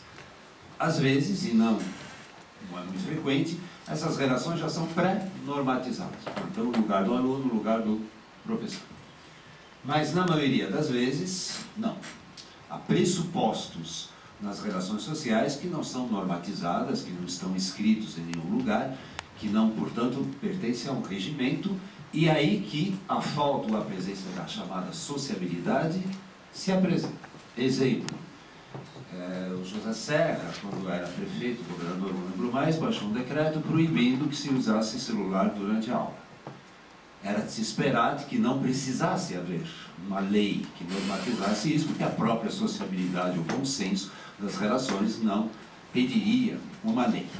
E eu acho que o que preocupa, e não sei se um dos motivos dessa mesa redonda é esse, é justamente essa não sociabilidade, né, ou seja, a ausência de pressupostos, digamos, que fizesse as relações sociais relativamente harmoniosas, a despeito de, e aliás, porque também, elas necessariamente implicam conflitos. Né? Conflitos são inevitáveis, né? E a sociabilidade não é evitar conflitos, mas é maneiras civilizadas de resolvê-los. Portanto, para que haja essa sociabilidade, aquilo que não depende de uma norma regimental, há certos pressupostos. Eu não vou falar, porque quando se trata de conflito, a melhor maneira de procurar resolvê-los é a assertividade, mas o que se vê muito hoje é a passividade e a agressividade, né? Até visto pelos próprios jovens, mas não é meu tema. Meu tema é um que no fundo está pressuposto na assertividade também, que é o respeito, né? Respeito pelo outro. Respeito pelo outro, no fundo, significa, por um lado, esse outro existe, ele tem uma certa visibilidade no meu olhar, e ele é dotado de uma dignidade. E provavelmente vocês devem ter passado por situações onde vocês, na universidade ou fora, se sentiram desrespeitados, seja porque simplesmente invisíveis. Isso às vezes acontece com alunos, né, que lê a Folha de São Paulo, quando você está falando, dorme, ou seja, te tratam como se você fosse uma pessoa invisível. Estou dando o exemplo do aluno, mas a recíproca, evidentemente, é verdade. Você dá uma aula como se não tivesse ninguém na tua frente, não, você dá uma aula programada. Ou então, claramente, a agressão, a falta de respeito, a fazer coisas que, digamos, agridem, né? Não é à toa que o termo bullying hoje existe. Então, o meu tema vai ser a questão do respeito pelo outro. Psicologicamente falando, e evidentemente aí nós caímos no tema ética e moral, né? Aí eu vou, por convenção, aceitar uma diferenciação entre ética e moral. Moral, como foi dito pelos meus colegas, vai corresponder à pergunta, como bem colocou o Leopoldo, como devo agir? Quais são os deveres, as obrigações? Com controle interno, evidentemente, porque se for controle externo não há moral, é prudência, né? Cada vez que eu ajo para não ser preso, é um cálculo. Isso não é moral, é um cálculo, é prudência. Como no radar, né? Na Bandeirantes, né? Quando tem radar, eu vou a 130, não, já tomaria voltando a 120. Bom, então, controle interno, evidentemente, mas vou reservar a palavra ética com outros filósofos, como Paul Ricoeur, por exemplo, a uma outra dimensão, que em geral é esquecida, embora bem famosa na história da filosofia, que é que vida eu quero viver, portanto, quem eu quero ser. Se lerem Aristóteles, a pergunta é essa, né? Que é a felicidade. Spinoza, Paul Ricoeur. Aliás, Paul Ricoeur tem uma bela definição de ética que aproveito o socialismo aqui a quem porventura não a conhece. Ele chama ética, vida boa.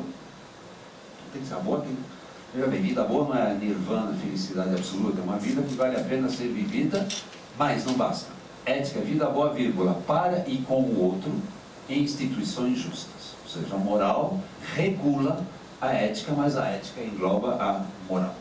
Se eu faço essa diferenciação, se eu assumo, não a faço, essa diferenciação, que ela é importante do ponto de vista do entendimento da ação respeitosa do ponto de vista do indivíduo. Então, vou dar um exemplo, apenas um exemplo real de um ato de quase desrespeito que se torna um ato de respeito. E veja bem, quando não tem conflito, todo mundo é moral, tá certo? Então, o pior dos fascínoras, né, merece canonização. O problema é quando tem conflito, o problema é quando há uma ação que tem que ser escolhida como prioritária a outra.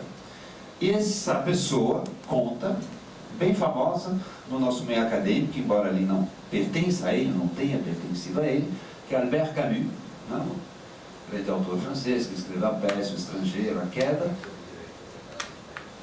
Prêmio Nobel de Literatura, e que conta num livro, que chama O Primeiro Homem, notadamente publicado no Brasil, a sua vida. E aí ficamos sabendo que ele é argelino, bom, isso era público e notório, nasceu em 1903, quando ainda era colônia francesa, seu pai morreu na Primeira Guerra Mundial, órfão, portanto, e educado por uma mãe semi-analfabeta, empregada doméstica, uma avó essa totalmente analfabeta, ou seja, é um menino pobre de periferia de Alger, que é a capital daquela colônia francesa na época. O ensino era obrigatório até o final do antigo primário, portanto, todos os meninos pobres ou ricos iam até o final do primário, escola pública, a França tem escola pública praticamente universal, porém, para continuar no ginásio, não somente como no Brasil, aliás, não era obrigatório, como havia um exame que corresponde ao exame de admissão, que era preciso vencer, não bastava ter nota, né, no final da quarta série, digamos assim. Resultado, a maioria dos meninos pobres abandonavam os estudos. Não era mais obrigatório, sem incentivo, às vezes impossibilidades concretas, tinham que trabalhar ou naufragavam no exame de admissão, mas o nosso pequeno caminho continua. Incentivado pela mãe, incentivado por um professor, a quem, aliás, o mestre, mas aí o mestre um pouco no sentido diferente. Quando o Camus recebeu o Prêmio Nobel de Literatura, ele escreveu 2 cartas para avisar. Né? Não foi um e-mail para a Globo, que aliás não existia nem e-mail nem Globo na época, mas equivalentes havia. Ele escreveu uma carta para a mãe de reconhecimento e escreveu uma carta para o seu professor primário de reconhecimento, dizendo: sem vocês não seria nada, imagine então, Prêmio Nobel. Então, ele entra, ele continua, mas agora, e quem mora no Brasil não tem dificuldade de entender a situação, ele é um menino pobre entre meninos ricos. Ele é o filho da empregada que agora estuda com o filho das patroas das empregadas. Problema de classe social evidente que não preciso explicitar. Um dos primeiros dias de aula, ele deve preencher um formulário no qual pergunta, entre outras coisas, profissão da mãe, e ele escreve empregada doméstica. E conta a ele, abre aspas, li empregada doméstica, senti vergonha e a vergonha de ter tido vergonha. Fecha aspas. Vejam bem, é um menino de 12 anos, ele sempre soube que é filho de empregada doméstica, mas pela idade ele toma consciência do que significa socialmente ser filho de empregada doméstica. E socialmente, no mundo capitalista de classes, significa pertencer a uma classe pouco valorizada, uma classe não considerada de elite, que é uma classe, digamos, não valorizada e, pelo contrário, frequentemente e francamente desprezado, o pobre. Como ele reage? Eu repito a frase: senti vergonha, vergonha de ter tido vergonha. Pequeno parênteses rápido, porque senão daria um curso inteiro, que é a vergonha. A vergonha é um sentimento penoso, aliás, às vezes correlacionado com suicídio, oriundo da distância entre uma boa imagem que a pessoa pensava ter, a qual queria corresponder, e a realidade, pelo menos assim como interpretada. Volto dizendo de outra forma, a vergonha é se sentir inferior a um ideal de ego, para falar com uma psicanálise, embora não seja psicanalítica essa tese, um ideal que a pessoa tem para si. Dito de uma terceira forma, a vergonha, digamos, de uma certa forma, demonstra qual o valor egóico que a pessoa tem para si, por mais que até ela negue. Exemplo, uma pessoa que sinta vergonha de se sentir, bem de se sentir, porque nada de objetivo, fisicamente feia, é uma pessoa que valoriza a beleza. Se não valorizasse a beleza, não sentiria vergonha. Poderia sentir raiva, que pena, não sou bonito, seria tão mais fácil se fosse bonito, etc e tal, mas vergonha aquilo é um valor associado virtualmente ao eu, e a pessoa sofre de não corresponder a este valor. Por isso que eu até brinco, né? Diga-me dos que sentes vergonha e te direi quem és, ou seja, né? Quais são os reais ideais, né? de identidade que você tem. Exatamente. Portanto, quando Camus sente duas vergonhas, a primeira qual a primeira? Ele toma consciência de que a mãe é empregada doméstica, pobre, semi-analfabeta, e ele tem vergonha da mãe. Porque a mãe representa para ele algo que, aos seus olhos, é desvalorizado. Não é nada difícil entender na nossa sociedade que uma pessoa sinta vergonha de ser pobre. Talvez pais fossem comunistas, eles sentiriam orgulho. Né? Não seria pobre, seria proletário, seria, digamos, não, uma outra maneira de se enxergar, mas ele não tem, evidentemente, esses recursos. E qual é a segunda vergonha? Sentir vergonha, a vergonha de ter tido vergonha. A segunda vergonha é uma vergonha moral. Ele sente vergonha porque ele se despreza de desprezar a mãe. Veja bem, nós podemos ter vergonha dos nossos pais, sim. Né? Se os nossos pais cometeram falcatrua, né? Se são ladrões, se não, nada de a priori, porque o meu pai é bom, porque a minha mãe é bom, mas ser pobre, né? É o destino que fez com que essa pessoa fosse pobre. E mais ainda, ela é pobre, mas ajuda o filho, trabalha né, da manhã até a noite para ajudar, ou seja, ela não merece absolutamente crítica alguma, pelo contrário, elogios. Ele até explicita depois. Eu percebi o quanto menino mau eu era. Ou seja, lido de maneira psicológica, ele acaba por respeitar a mãe, ter vergonha do desrespeito que ele sentiu no momento, portanto ele age de maneira moral. Seria de maneira imoral se ele negasse a mãe apenas por ser pobre. Mas isso por quê? Porque ele se sente pequeno ao desprezar. Se ele não se sentisse pequeno, desprezível, envergonhado ao desprezar a mãe, ele continuaria provavelmente a desprezar a mãe. Numa frase mais lapidar, podemos dizer: respeita o outro quem, ao respeitar o outro, respeita a si próprio. Mas pode acontecer de muitas pessoas desrespeitarem o outro e não terem vergonha, pelo contrário, até orgulho de desrespeitarem o outro. E aí, nada feito, a não ser um controle externo para que esse respeito exista. Estou sendo um controle interno, é o único que merece o nome de moral. Então, para acabar, perguntemos-nos muito rapidamente. A sociedade pós-moderna, eu gosto de falar pós-moderna, né? Contemporâneo, hipermoderna, como dizem alguns, é uma sociedade, uma cultura que é favorável ao crescimento de pequenos caminhos, que tem vergonha de desrespeitar o outro, ou não. Eu tendo a achar, em linhas muito gerais, evidentemente, que não. Primeiro, por dois motivos. Nós somos uma cultura que eu chamaria cultura do tédio. Nós somos uma cultura de vazio, muitas vezes. Né? E esse vazio se expressa bem pela fragmentação. Nós temos acesso a fragmentos e não ao todo. Fragmento de espaço. Paradoxalmente, nós temos notícias no mundo inteiro, mas esse mundo é fragmentado. Perguntem para alguém, não para vocês mesmos, mas que identifique no mapa onde fica a Coreia do Sul ou Coreia do Norte. Onde fica Afeganistão. Não vamos colocar no Polo Norte, evidentemente. Onde fica Chipre, tá certo? Onde fica Piauí. Né? Eu tive uma aluna que era de Porto Velho. Eu perguntei para a classe, onde é que fica? Colocarem tudo enquanto é lugar, menos Rondônia, tá certo? Nem do próprio país, mas ouviram falar de Porto Velho, claramente que teve uns problemas lá com políticos. Isso é fragmento de tempo. Nós vivemos também, como alguns autores dizem, nós não vivemos o desenrolar da história, nós vivemos o evento. Então, nós estamos na semana da Coreia, talvez, não sei. Tivemos a semana do Papa, que renunciou, do Papa, que vai renunciar talvez, tá certo? Tivemos a semana disso, semana daquilo, e essas coisas somem. Queria saber aqui, quem sabe como vai o Japão, como vai aquela central nuclear, como foi reconstruído ou não aquela coisa toda que foi destruída no tsunami, Tahiti, seja lá o que for. Também isso interessa diretamente, eu volto a isso daqui a pouquinho, em universidade, fragmento do conhecimento. Nós estamos no mundo da informação, não do conhecimento. E conhecimento é informações interrelacionadas que fazem sentido. A informação em si, ela é uma informação, eu sei que, mas isso não faz sentido. De relações sociais. Eu gosto da metáfora do Bauman, que as nossas relações sociais lembram o enxame. Sabe o enxame de inseto? É um grupo social. Temos que estar dentro do enxame. O que fora do enxame, o excluído é a morte. Mas que luxo nós não podemos nos dar? Escolher a abelha do nosso lado.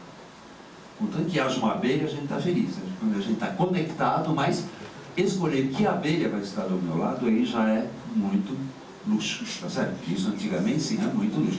Só você vê no mundo do trabalho, né? Você vai aqui a USP ainda é bastante tranquila, mas em empresas privadas, você vai 1 ano, 3 anos depois, não são mais as mesmas pessoas. Não são mais as mesmas. Fui numa editora, como é que está o povo? Que povo? Não sei, sumiu, né? As funções existem, mas as pessoas... E até a pessoa tem vergonhado. Eu estou lá ainda. Pode que ele se sentisse pequeno por não ter sido demitido, não ter voado por um outro emprego.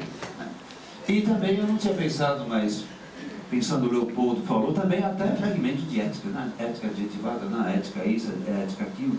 Embora, interessantemente, a ética adjetivada, a ética nas empresas, a ética na pesquisa, a ética isso, mas no fundo é sempre a mesma. Se você pensar bem, não tem grande variação. Não, mas as pessoas as fragmentam. Né? As veem como a minha, tanto que eu lembro de pessoas falar a minha ética.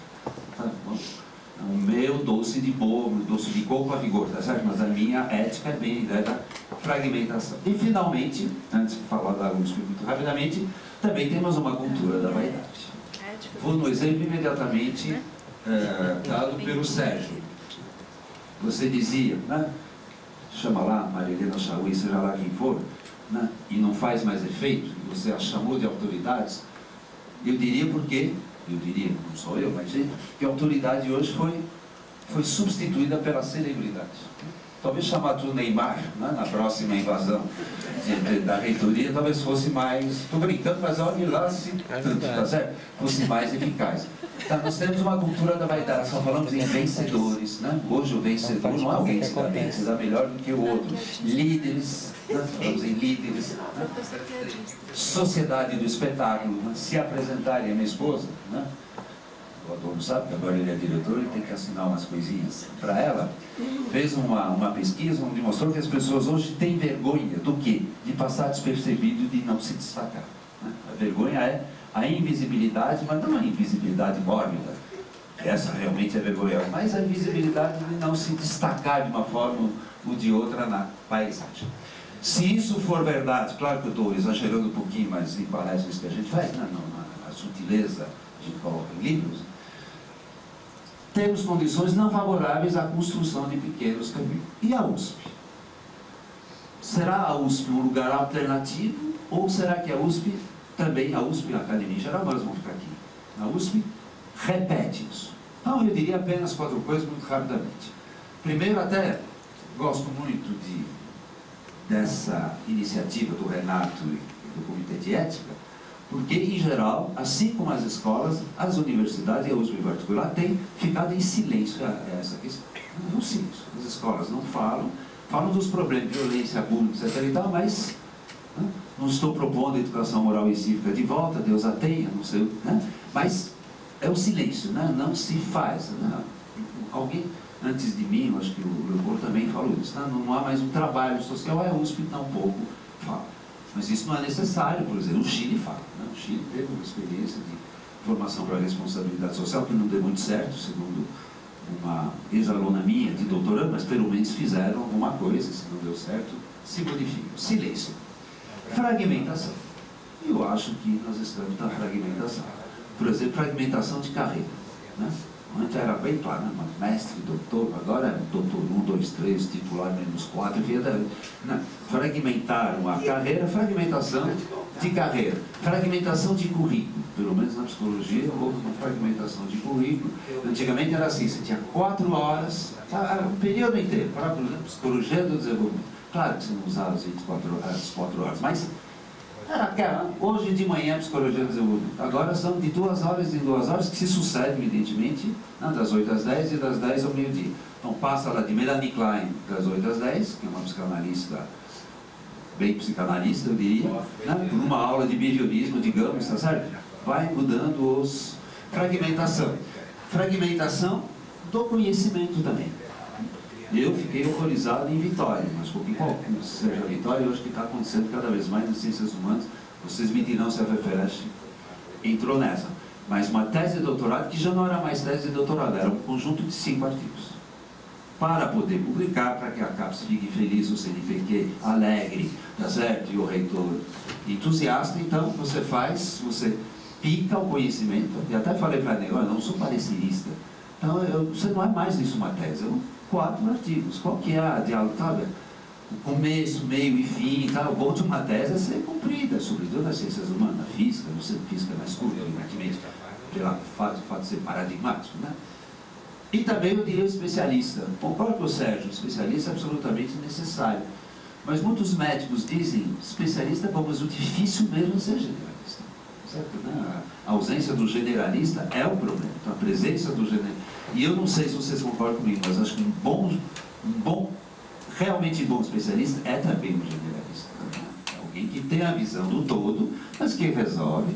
Dou um exemplo, na psicologia você pega um Piaget, né? Que é a coisa mais específica de trabalhar epistemologia genética. Ele tinha um conhecimento das ciências humanas em geral, e não apenas delas, da matemática, que era muito grande. Então, fragmentação, excelência.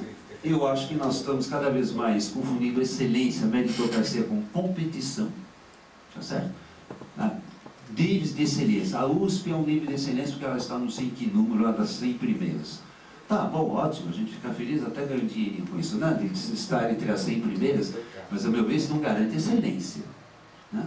Eu diria, os meninos das Paralimpíadas são excelentes, né? Embora eles percam qualquer corrida, né, de pessoas que estejam em condições normais, mas excelência tem a ver com superação, não tem a ver necessariamente com resultado. Então acho que muito se coloca hoje excelência é competição, e nota da CAPES, e CNPq 1, e 2, e 3, etc. e tal, nós temos que nos fragmenta e nos torna concorrentes. Né? Isso você está falando aqui de conversa, mas às vezes não há negócio de conversar com você, porque senão você pega a minha bolsa. Né? Eu não estou brincando. Olha o exemplo, eu estou acabando, eu já estourei, não é mais pouca coisa. Exemplo, entre alunos agora, mas a aluna, simplesmente porque eu tenho um exemplo do aluno. Uma aluna minha me disse, o pessoal da filosofia, você lê com filosofia, deu para a gente um trabalho muito difícil, a gente não sabe como fazer. Bom, de fato o trabalho era razoavelmente difícil para um psicólogo de 2º ano. Mas eu falei, faça um grupo de estudos, tá certo? Né? Se reúnam, ajudam-se mutuamente. É interessante, não tinham pensado nisso, quase não fazem grupo de estudo, pelo menos na psicologia. E eu acrescentei, é provável que um colega ou outro de vocês tenha já alguma ideia de como fazer esse trabalho, né? Os pais são filósofos, ou já teve alguma formação. Ela falou, tem alguns que sim, mas eles não querem falar para a gente o que eles vão fazer. Veja bem, inclusive de maneira, eu diria, praticamente patológica, porque a nota de um, a não ser para ganhar uma bolsa da FAPESP, não interfere na nota do outro, mas é do tipo, isso é vaidade pura. Eu vou tirar 10, você não vai tirar 10, eu não ganho nada com isso, a não ser vaidade, mas olha que é uma moeda psicológica bastante... E finalmente eu acabo com isso. Nós assistimos na USP e em outros lugares, eu chamaria de uma fúria normatizadora. Né? Como o controle interno some, como o respeito não vem mais de um controle interno, esse do pequeno Camus e de outros elementos que a psicologia também trabalha, então você coloca normas e normas e normas, que são em si boas, não usarás celular durante a aula, né? Não matarás o professor, né? Não dormirás durante a prova, seja lá o que for, as regras são em si boas, claro, não se trata de inventar regra nova e ruim, porém o fato de haver isso é um fato psicológico, você aumenta a regra, você infantiliza a pessoa, que cada vez menos tem e pode usar controle interno.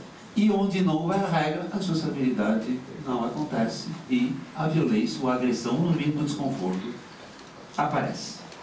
Não acho que a USP hoje seja um bom lugar para a construção de pequenos caminhos, infelizmente, mas eu acho que ela poderia ser. Ela tem autonomia, mas não apenas para decidir o que ela vai fazer com dinheiro, ela poderia pelo menos ter autonomia para ser, não digo um contrário do mundo, mas uma espécie de espaço alternativo ao mundo. Poderia ser, mas eu acho que a USP está cada vez mais igual ao mundo externo, né? Se rendeu, não vou falar neoliberal, não gosto desses discursos, mas se rendeu à cultura do tédio, da vaidade, ao meu ver, e esses problemas não serão resolvidos apenas com belos discursos morais, regimentos éticos, mas para pensar a sociabilidade na sua prática, ou seja, a vida, o que as pessoas querem umas com as outras, o que elas querem de si, o que elas querem. Obrigado.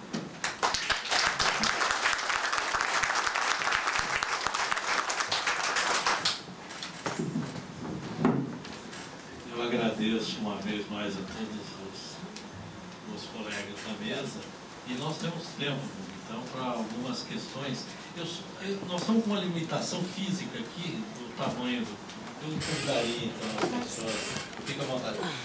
Seria interessante se apresentar aqui para a mesa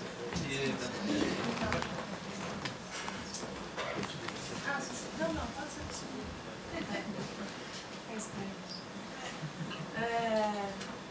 Bom, eu sou a Adriana, sou professora de psicologia numa universidade particular chamada FMU. Fiz meu doutorado e mestrado aqui na USP. Entrei aqui na USP em 1993, na FEFELESH, sendo estudante de letras. Depois abandonei o curso, fui fazer psicologia na PUC.